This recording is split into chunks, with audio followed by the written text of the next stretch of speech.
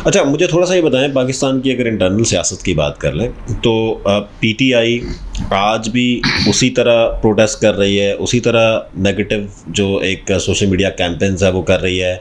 आदिल राजा type बहुत सारे लोग जो हैं वो बाहर बैठे हुए हैं, आप खुद आर्मी के बैकग्राउंड से आपका ताल्लुक़ है, तो इस तरह के लोग जो हैं उनको अकाउंटेबल क्यों नहीं बनाया जा रहा? स्पेशली ये जो फ़ौज से छोड़ने के बाद या रिटायर होने के बाद फ़ौज के ख़िलाफ़ एक नैरेटिव बिल्ड कर रहे होते हैं बाहर जाके।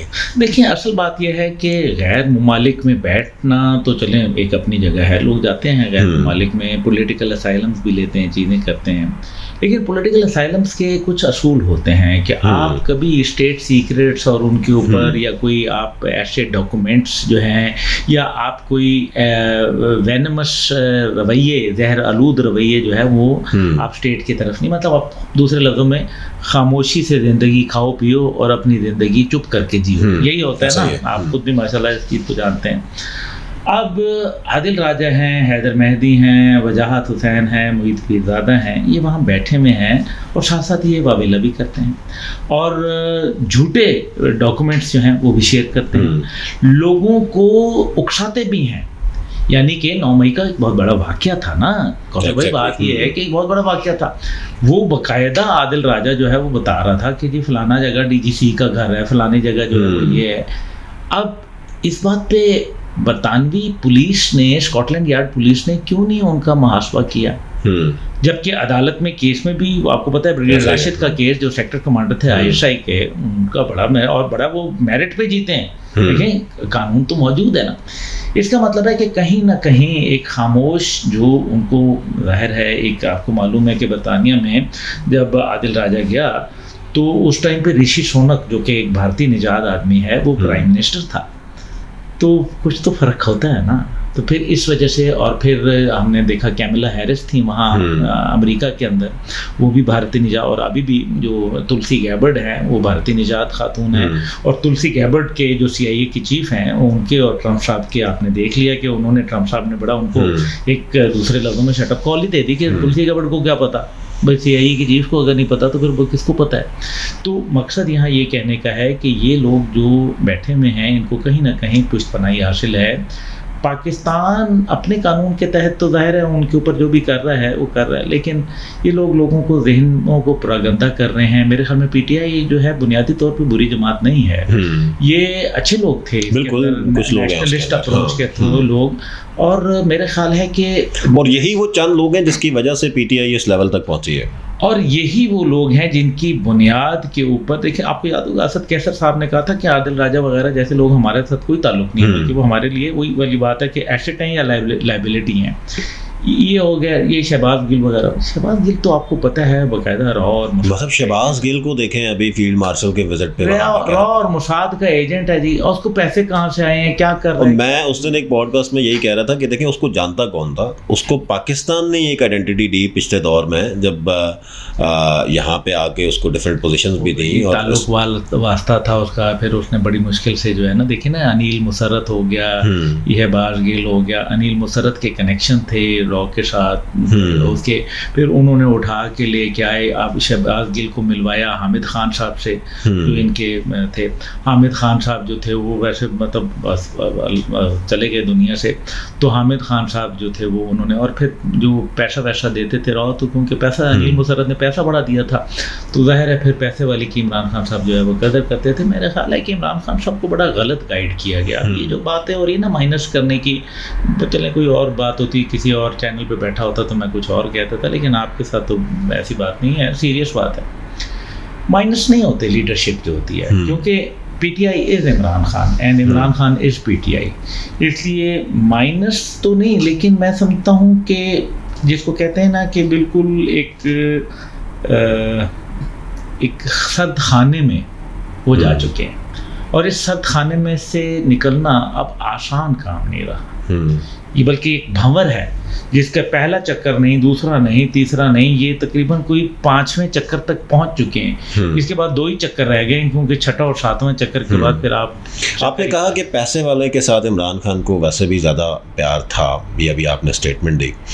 मलिक रियाज एक बड़ा मेजर कैरेक्टर था इस सारी सिचुएशन के अंदर, जो एक काइंड ऑफ इन्वेस्टर भी था उस वक्त भी और उसके बाद भी सारी सिचुएशन के अंदर। उसके रोल को आप कैसे देखते हैं, जो टिकटों के ऊपर भी और बहुत सारे डिसीजंस के ऊपर इन्फ्लुएंस कर रहा होता था, और ये उस वक्त एक ट्रेंड भी था कि मलिक साहब जो साहिब इक़्तिदार होता है उसको ख़रीद लेते हैं, जबकि आज मलिक साहब कहीं नज़र नहीं आ रहे हैं। एंड क्रेडिट गोज़ टू हमारा जो अभी रिसेंट सेटअप है कि उन्होंने बड़ा सीरियस एक्शंस लिए इस तरह के अनासर्स के ख़िलाफ़ भी।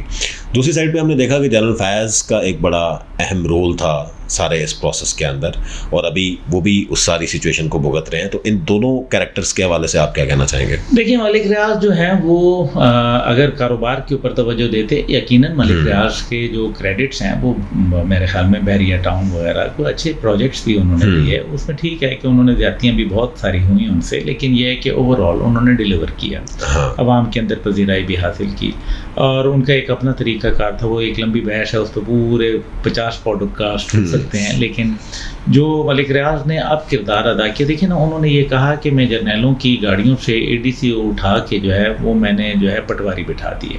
ये बड़ा उनका फेमस जुमला है। लेकिन एक बात तो माने कि मौजूदा डीजी ISI जो हैं वो पहले एजुटेंट जनरल थे, आसिम मलिक साहब, और आसिम मलिक साहब ने मलिक रियाज को करीब नहीं पटकने दिया, ऐसे ना अब ना एजुटेंट जनरल। बिल्कुल, मुझे ये इस बात का ज़ाती इल्म है, मलिक रियाज साहब ने मुझसे खुद कहा कि AG साहब से जो है कोई रब्ता करवा, लेकिन एजुटेंट जनरल साहब जो है उन्होंने जो कहते हैं ना कि वो your phone is not responding at the moment, आपका मतलूबा नंबर आर्जी तौर पर बंद है, ऐसा ही है। तो ये वो बंद रहा। दूसरा जो है वो आप देखें कि जनरल आसिम मुनीर साहब हैं, फील्ड मार्शल साहब, इनके ऊपर कोई करप्शन का इल्ज़ाम नहीं है। आसिम मलिक साहब पे कोई करप्शन का इल्ज़ाम। मौजूदा एजुटेंट जनरल जो हैं वो अज़हर वक़ार साहब इंतहाई ईमानदार आदमी हैं। ओवरऑल एक सेटअप जो है, आप देखें कोर कमांडर्स को देख लें, बाकियों को देख लें, DG MI साहब में इंतहाई शरीफ लोग हैं। ये इस वजह से मलिक रियाज तो आउट हो गया ना, इतना ऐसा ही है। अब दूसरा जो है वो आपने जिक्र किया। अच्छा, इस पे मुझे पहले एक जवाब फर्दर दे दें कि अभी आपने कहा कि उनका नंबर इनके लिए नॉट रिस्पॉन्डिंग पे जा रहा होता था, ये ऐसा क्यों हुआ? क्या ये प्रिंसिपल डिसीजन था क्योंकि ये साफ़ सुथरे लोग हैं, उनका कोई इस तरह का बैकग्राउंड नहीं है, या इससे पहले अगर नंबर रिस्पॉन्ड करते थे तो उस वक्त वो लोग उनके साथ कहीं ना कहीं मिले होते थे, कोई बिजनेस डील्स चल रही होती थी? हाँ, ये बात सही है, ये गलत नहीं है। कहीं ना कहीं देखिए ना, हर आदमी दूध का धुला नहीं है, ठीक है ना। मेरे वालिद भी जनरल थे, याह्या खान भी जनरल थे, तो फ़र्क तो था ना। तो इस वजह से मेरे वालिद के ऊपर अल्लाह ताला का शुक्र है कि जनरल हमीद गुल के ऊपर कोई अल्हम्दुलिल्लाह कोई ऐसा नहीं है। उनकी पॉलिटिकल सोच से, उनकी किसी भी थ्योरी से लोग जो है वो इख्तलाफ राय रख सकते हैं, लेकिन उनके कैरेक्टर के ऊपर, उनके जो सच्चाई और हुब्बुल वतनी पे और ईमानदारी पे अल्हम्दुलिल्लाह कोई एक दरार भी नहीं है। But I can't say the same for others. लेकिन मौजूदा सूरत में आप ये देखें ना कि ADC को हटा के पटवारी नहीं बैठा, ऐसा ही है। ये क्रेडिट आज हमें देना पड़ेगा।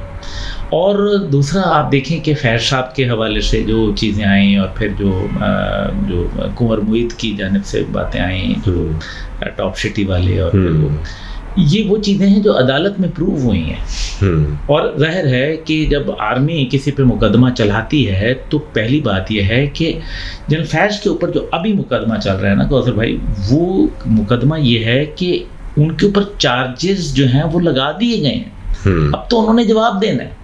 यानी कि फ़ौज ने अगर अपना एक 3 स्टार जनरल जो कि DG ISI रहा, और बड़ा कंट्रोवर्शियल DG ISI रहा, बड़ा ताकतवर DG ISI, इसमें कोई शक नहीं, कई उनके काम बड़े अच्छे भी रहे, तो उन्होंने अगर उनके ऊपर कोई एक पूरा एलिगेशन आया है तो फिर इसका मतलब है कि इल्ज़ाम तो नहीं बल्कि उनको जुर्म बता दिया गया है। जब फील्ड जनरल कोर्ट मार्शल होता है ना तो इल्ज़ाम नहीं होता, जुर्म आए। अब आपने सिर्फ ये बताना है कि हाँ जी, जैसे वो कहते हैं कि जी ये माइक तो आपके पास है, तो अब आप ये बताएं कि इसका सबूत किधर है कि ये आपने ख़रीदा है। अब ये वाली बात आ गई, आप समझ रहे हैं मेरी बात? इसलिए जनरल फैज़, हाँ ये मैं ज़रूर समझता हूँ कि जनरल फैज़ का ट्रायल जो है वो अभी तक खामोशी के ऊपर रखा हुआ है। मैं तो समझता हूँ कि उसको सामने आ जाना चाहिए था, क्योंकि मेरा ख्याल था क्योंकि ये जो कोर्ट मार्शल है ये तो मतलब फ़ौज का कोर्ट मार्शल तो ये होता है ना कि जिस तरह आप और मैं सामने बैठे हैं, सुबह से शाम तक ही बैठे हैं, हम तो रोज़ाना ही बैठे हैं, ना कोई छुट्टी है ना कुछ है, बस रोज़ाना आपसे सवाल जवाब। और मेरा तो ख्याल था कि 2-3 हफ्ते में या ज़्यादा से ज़्यादा 2-3 महीने में इसका रिजल्ट आ जाना चाहिए था, लेकिन अभी तक नहीं आया, जिसकी वजह से मेरे ख्याल में बहुत सारे डाउट्स पैदा हो रहे हैं। तो मैं तो यही आपके चैनल की वसातत से डिमांड करूँगा कि या जनरल फैज़ हमीद को जो है वो उनका जुर्म साबित कर दें या फिर उनको बरी कर दें। आपके ख्याल से इस तरह की सिचुएशन में डिसीजंस किस तरह के आते होते हैं? अगर जहाँ तक मेरा एक्सपीरियंस और ज़ाहिर है मैं मिलिट्री बैकग्राउंड से ताल्लुक़ रखता हूँ, मेरा ख्याल है कि इस किस्म का जब उन्होंने चार्ज किया है ना लेफ्टिनेंट जनरल ऑफिसर के ऊपर, ये मामूली बात नहीं थी। उनको पता था कि ये इंटरनेशनल फेम इख्तियार करेगा और मुझे लगता है कि इसमें बहुत सच्चाई मौजूद होगी, वरना हाथ न डालते। पाकिस्तान का जो सियासी सिस्टम है, हम देख रहे हैं कि वो दिन ब दिन शायद कमज़ोर होता जा रहा है। पिछले काफ़ी अरसे से हम ये चीज़ देख रहे हैं, वो चाहे आप इमरान खान की हुकूमत देख लें, चाहे अभी आप PDM देख लें, तो इसको कैसे देख रहे हैं आप आने वाले दिनों में? कौसर बात भाई, मैं समझता हूँ कि सिस्टम फेल हो चुका है, हम इसको बस रियलाइज़ नहीं कर रहे, सिस्टम फेल हो चुका। वजह यह है कि फील्ड मार्शल आसिम मुनीर उसी काबीना के हिस्से थे ना जिसने एज ए इंस्टीट्यूशन एक कलेक्टिव डिसीजन किया था, एक कलेक्टिव विजडम के साथ, और वो ये था कि जनाबे वाला मुस्लिम लीग, पीपल्स पार्टी, JUIF, जमाते इस्लामी और ये MQM ये रिडंडेंट हो चुके हैं, ये इन तिलों में तेल नहीं है, ये डिलीवर नहीं कर सकते। ऐसे ही था जैसे ही। तो उस जमाने में ये क्या एक फर्द वाहिद का बाजवा साहब का डिसीजन था या फैज़ हमीद साहब का डिसीजन? नहीं, ये मुश्तरका डिसीजन, और उसमें से बहुत सारे लोग इस टाइम पे हाजिर सर्विस हैं। अब आपका क्या ख्याल है, वो कलेक्टिव डिसीजन गलत था? मेरा तो ये ख्याल है कि जो आने वाला सूरत हाल है, उन्होंने पहले एक इमरान खान साहब के अफरियत को, जो एक देव है, उसको बोतल को जिन को बोतल में बंद किया है, अभी बाकी जिन जो हैं वो भी बंद होने का वक्त हुआ जाता है। इंतज़ार फरमाइए। तो वो जो जिन बोतल में बंद है, उसका क्या देख रहे हैं? वो बंद ही रहेगा या कोई आज़ाद होने के चांसेस हैं? जिन को पहले अपने कम से कम मामला तो सही करने चाहिए ना।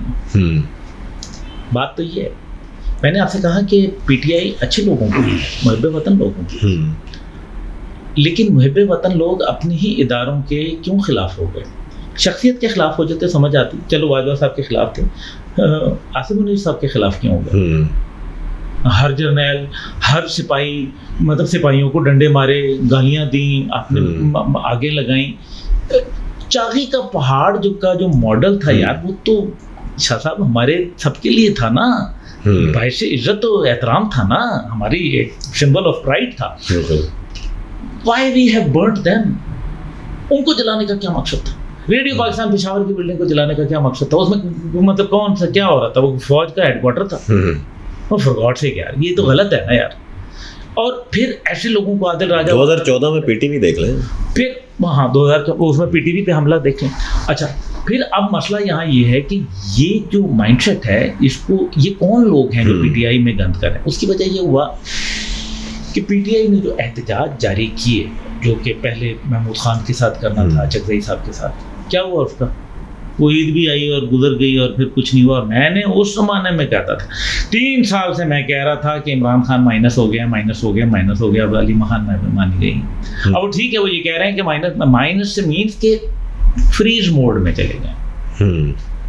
मुझे तो इमरान खान साहब मुस्तकबिल करीब में बाहर आते तो नहीं नज़र आ रहे, क्योंकि उनके देखें रीजनिंग है, उनको एक वेस्टर्न सपोर्ट थी, तो वो तो हमने देख लिया कि जो अमेरिका के अंदर देखे ना, बड़ा काम तो बड़ा कोशिश की। सही है। 367 ना जो कांग्रेस के अरकान थे उन्होंने एक बाकायदा करारदाद पेश की भाई। तो क्या हुआ, ये जो आशिफ मुनीर साहब है ना, ये मैन ऑफ स्टील नर्व्स हैं। एग्जैक्टली। ये स्टील भी मेरे ख्याल में कोई हाई कार्बन ये छोटा मोटा स्टील नहीं है। मतलब 367 आउट ऑफ 375 होते हैं गालिबन कांग्रेस के। तो आप देखें कि उनकी नहीं मानी, बाकियों की नहीं मानी, प्रेशर आया नहीं मानी। आखिर प्रेशर तो आते ना, फिर 9 मई हुआ नहीं मानी, और चीजें हुई नहीं मानी। क्यों? क्योंकि कोई जात का खिलाफ नहीं है, मकसद ये है कि इंस्टीट्यूशन और पाकिस्तान के खिलाफ जुर्म हुआ है, इसको वो नहीं मानेंगे। ये याद रखें मेरी बात। इसलिए जब तक तो फिर मार्शल साहब मौजूद है, इमरान खान साहब जो है वो ठंड प्रोग्राम पे